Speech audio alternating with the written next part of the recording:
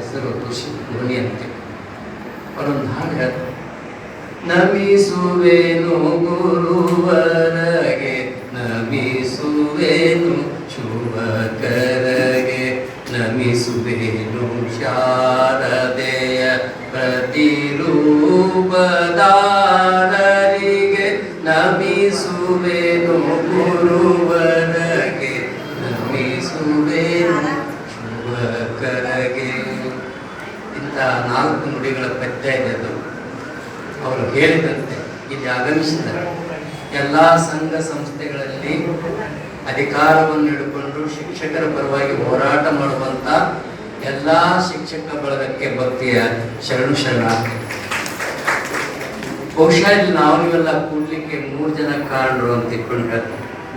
ಸಂಗಮೇಶ್ ಕನ್ನಿನಾಯ್ಕರವರು, ಸುರೇಶ್ ಅಕ್ರನವರು, ಹಾಗೆ ಪ್ರಕಾಶ್ ಕಮ್ಮಳ್ಳಿ, ಇದೆಲ್ಲ ಸೇರಿಕೊಂಡು ಕಾರ್ಯಕ್ರಮ ಮಾಡುವಾಗ ಬಸವರಾಜ ಸುನಗಾರ ಅವರು ನಾನು ಬರ್ಬೇಕಂದ್ರು.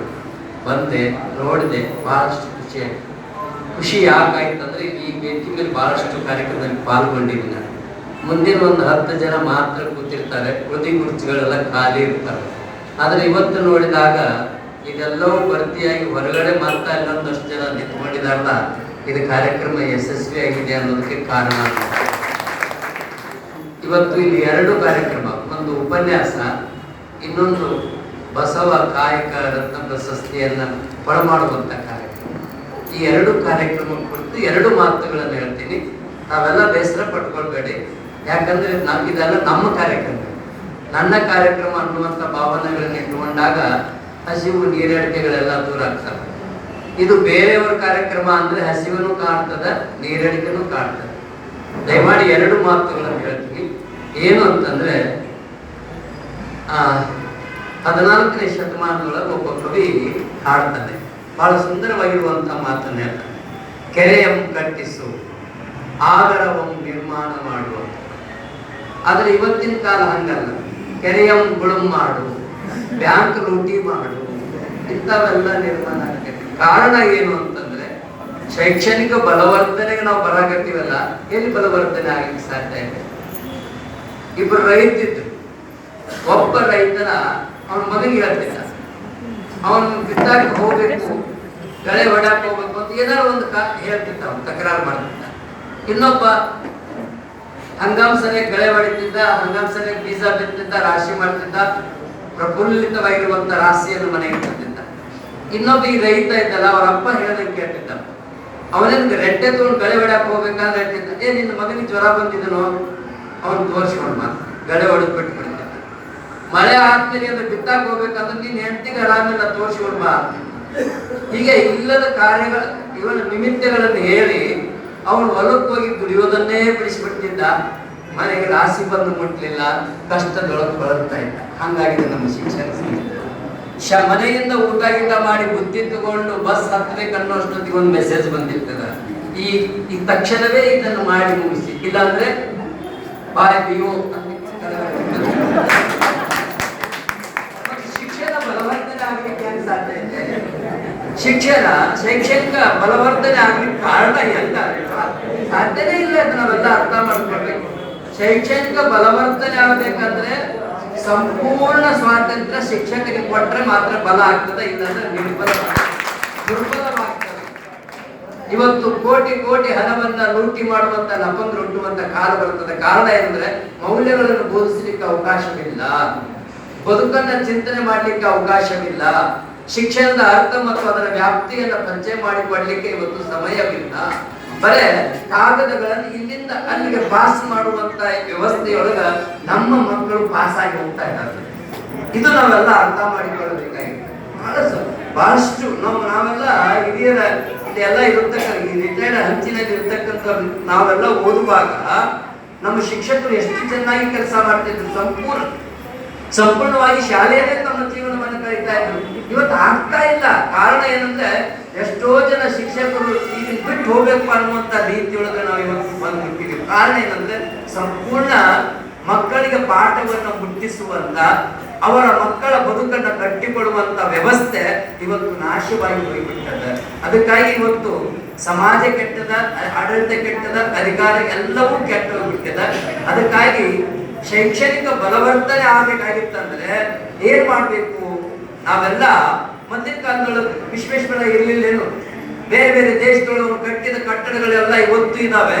ಇವತ್ತಿನ ಇಂಜಿನಿಯರ್ ಕಟ್ಟಿದ ಕಟ್ಟಡಗಳು 3 ತಿಂಗಳದೊಳಗೆ ಒಂದು ಸಣ್ಣ ಮಳೆ ಬಿದ್ದರೆ ಕೊಚ್ಕೊಂಡು ಹೋಗುವಂತವ. ಇದರ ಕಾರಣ ಏನು? ಇದೆಲ್ಲ ಕಾರಣ ಏನು ಅನ್ನೋದು ನಾವೆಲ್ಲ ಅರ್ಥ ಮಾಡಿಕೊಳ್ಬೇಕು. ಒಂದು ಮಾತು ಹೇಳ್ತೀನಿ, ಶಾಲೆಗೆ ಹೋಗದಿರ್ತಕ್ಕಂಥ ಒಬ್ಬ ಹೆಣ್ಣು ಮಗಳು ಸವದತ್ತಿ, ಇದೆಲ್ಲ ಬಹಳ ಜನ ಸವದತ್ತಿ ಇರೋದಿರಿ. ಸ್ವಾತಂತ್ರ್ಯ ಪೂರ್ವದೊಳಗ ಸೇನಾನಿಗಳಿಗೆ ಬಹಳಷ್ಟು ಸಹಾಯ ಮಾಡಿದ ಹೆಣ್ಣು ಮಗಳು. ಸ್ವಾತಂತ್ರ್ಯ ಸಿಕ್ತು, ಕೇಂದ್ರ ಸರ್ಕಾರ ಮತ್ತು ರಾಜ್ಯ ಸರ್ಕಾರದ ಆ ನಾಮರ ಪತ್ರಗಳನ್ನ ಆ ಹೆಣ್ಣು ಮಗಳಿಗೆ ಕೊಡ್ಬೇಕಂತ ತಿಳ್ಕೊಂಡು ಕರ್ನಾಟಕ ಸರ್ಕಾರದ ಸೆಕ್ರೆಟರಿಯೇಟ್ ನಿಂದ ಒಬ್ಬ ಕಾರ್ಯದರ್ಶಿ ಬರ್ತಾನೆ. ಎಲ್ಲಿಗೆ? ಸವದತ್ತಿಗೆ. ಇಂಥ ಪಾರ್ವತಿ ಮನೆಯಲ್ಲಿ ಐತೆ ಅಂತ, ಇಲ್ಲೇ ಐತೆ ಅಂತ ಕರ್ಕೊಂಡ್ ಬಂದಾಗ ಅದು ಗುಡಿಸಲು ಮುಂದೆ ಕುತ್ಕೊಂಡು ಪಾತ್ರೆ ತಿಕ್ತಾ ಇದ್ರು. ಇವಳು ಏನು ಅಂತ ಕೇಳ್ದ ಅವನು ಅಧಿಕಾರಿ. ಅವನು AC ರೂಮ್ನಾಗ ಕೂತಾವ, ಹಂಗೇನ್ ಗೊತ್ತು? ಸ್ವಾತಂತ್ರ್ಯ ಅಂದ್ರೆ ಗೊತ್ತಿಲ್ಲ, ಹೋರಾಟ ಅಂದ್ರೆ ಗೊತ್ತಿಲ್ಲ. ಅದರ ಅನುಭವವನ್ನು ಈಗ ಅನುಭವಿಸಾಕತ್ತಾನ ಅಷ್ಟೇ ಅವನು. ಅಂತ ಅವ್ನು ಬಂದು ಈ ಎಂಬಗಳನ್ನು ನಿನ್ನ ಹೆಸರು ಹೇಳಮ್ಮ, ಪಾರ್ವತಿ ತಗೊಂಡಿದ್ದೀನಿ ಬೇಡ. ಏನಿದು? ಸರ್ಕಾರ ನೀನು ಮಾಡಿದ ತ್ಯಾಗಕ್ಕೆ, ಹೋರಾಟದೊಳಗೆ ಭಾಗಿಯಾಗಿದ್ದಕ್ಕೆ ತಾಮ್ರ ಪತ್ರ ಮತ್ತು ಪಿಂಚಣಿಯ ಕಾಗದವನ್ನು ಕೊಡಕ್ ಬಂದಿದ್ದೀವಿ ಅಂತ. ಹುಚ್ಚದೀನ ಅಂತ ಕೇಳ ಹೆಣ್ಮಕ್ಳೆ. ಏನ್ ಕೇಳ ಗೊತ್ತೇನೋ? ನಾನು ಹೋರಾಟ ಮಾಡಿದ್ದು ಸ್ವಾತಂತ್ರ್ಯ ಸಿಕ್ಕ ಮೇಲೆ ಈ ತಾಮ್ರ ಪಟ್ಟ ಪಿಂಚಣಿ ಕಾಗದ ತಂದು ಕೊಡ್ತೀರಂತೇಳಿ ನಾನು ಹೋರಾಟದೊಳಗೆ ಭಾಗಿಯಾಗಲಿಲ್ಲ.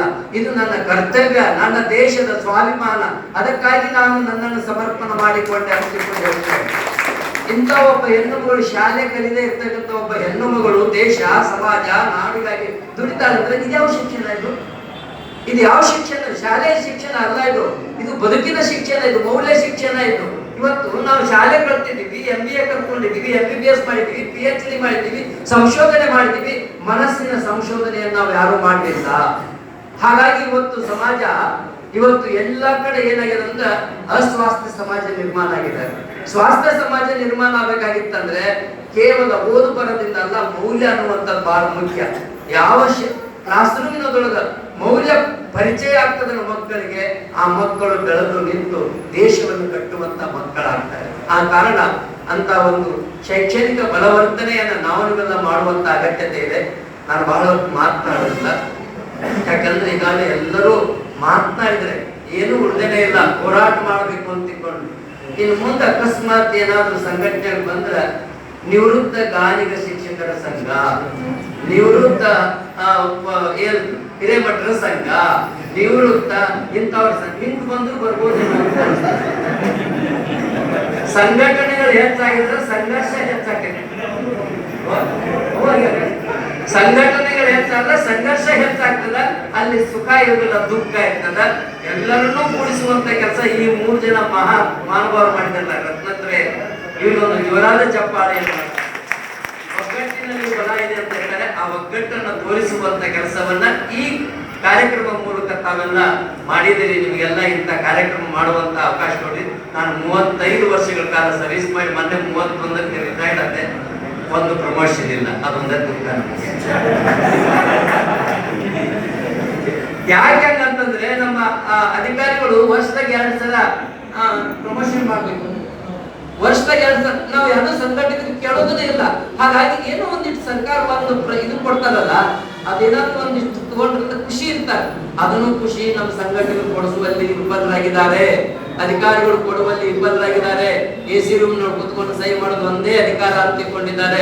ವರ್ಷಕ್ಕೆ 2 ಕೊಡೋದ್ರಿಂದ ಅವ್ರ ಮನೆದೇನು ಗಂಟು ಖರ್ಚಾಗುದಿಲ್ಲ, ಇಲಾಖೆ ಕೊಡ್ತದ. ಅದನ್ನು ಮುಟ್ಟಿಸುವಂತ ಕೆಲಸ ಮಾಡುವಲ್ಲಿ ನಮ್ಮ ಸಂಘಟನೆಗಳು ಬಂದ್ರೆ ನಮ್ಮ ಶಿಕ್ಷಕರಿಗೆ ಒಂದಿಷ್ಟು ಖುಷಿ ಆಗ್ತದೆ, ಸಮಾಧಾನ ಆಗ್ತದೆ ಅನ್ನುವಂತ ಮಾತನ್ನ ಹೇಳ್ತಾ ಒಬ್ರು ಹಂಗ ಮಾತಾಡಕತ್ತಿದ್ದೀನಿ, ಪ್ರವಚನ ಮಾಡಕತ್ತೀನಿ, ಉಪನ್ಯಾಸ ಮಾಡಕ್ಕೆ ಕೆಲವರು ಮಾತಾಡೋದು ಚಟ ಇರ್ತದೆ. ಹಿಂಗ್ ಮಾಡಿ ಮಾತಾಡೋದು, ಹಿಂಗ್ ಮಾಡಿ ಮಾತಾಡೋದು, ಇವತ್ತು ಇನ್ನೊಂದು ಚಟ ಇರ್ತೈತೆ ಅವ್ರಿಗೆ. ಹಂಗ ಒಬ್ರು ಮಾತಾಡಿ ಕಣ್ಣು ಮುಚ್ಚಿ ಮಾತಾಡಿದ್ರು. 2 ತಾಸು ಆದ್ಮೇಲೆ ಕಣ್ಣು ಬಿಟ್ಟ ಎಲ್ಲಾರು ಹೋಗಿದ್ರು. ಒಬ್ಬ ಕೊಡ್ತಿದ್ದ ಆ ಗೇಟ್ ಕಿಲಿ ಹಾಕ, ನೀವೊಬ್ಬರ ಉಳಿದಿಯಲ್ಲಪ್ಪ ಅಂತ ನಾನು ಕೈ ಮುಗಿದ್ದಿ. ನನ್ನ ಮಾತು ಕೇಳಿ, ಇಲ್ರಿಪ್ಪ ನಿಮ್ಮ ಮಾತು ಕೇಳಕ್ಕಲ್ಲ, ಇದನ್ನ ಕಿಲಿ ಹಾಕೊಂಡು ಹಂಗ ಅವ್ರ ಗೇಟ್ ಕೀಪರ್ ಕಿಲಿ ಹಾಕೋಕ್ಕಿಂತ ಮುಂಚೆ ನನ್ನ ಮಾತುಗಳನ್ನು ಮುಗಿಸಿದ್ರೆ ಬಹಳ ಒಳಿತ ಅನ್ನುವಂತ ಮಾತುಗಳನ್ನ ಹೇಳ್ತಾ ಇವತ್ತು ಬಸವ ಕಾಯಕ ರತ್ನ ಪ್ರಶಸ್ತಿಯನ್ನು ಕೊಡ್ತಾ ಇದ್ದಾರೆ.